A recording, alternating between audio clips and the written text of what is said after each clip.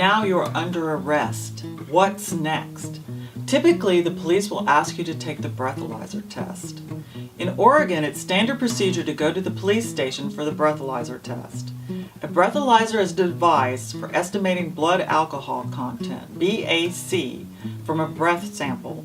Check out my free video, What is a Breathalyzer, for more info. 0.08 is the maximum level BAC in every state, and whether you are impaired or not, the law presumes you are DUI. But just because your breath sample came in below 0.08 does not mean you are off the hook in Oregon.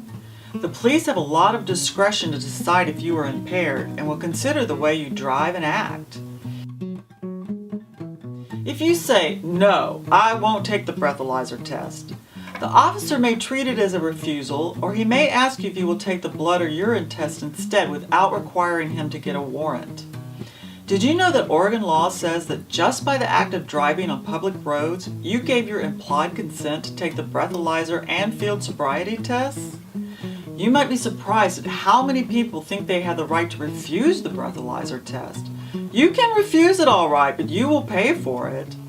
Don't make the situation worse. If you refuse, your license will be suspended for a lot longer than if you fail the test.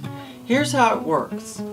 The first time you fail a breath or blood test, DMV suspends your driver's license for 90 days, and there's a 30-day wait to get a hardship license.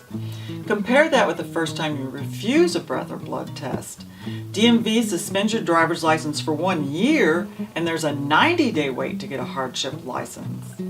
It's a little tougher still if you refuse to take the urine test. DMV suspends your license for 1 year, but it's a 180-day wait to get a hardship license. In most cases, it doesn't help you to refuse the test in the court system either. The law requires the police to warn you that if you fail or refuse a test, the evidence may be offered against you in court.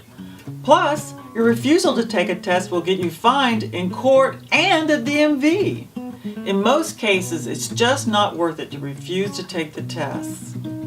Heads up to any drivers out there who think the system can't determine if you are under the influence of drugs while driving.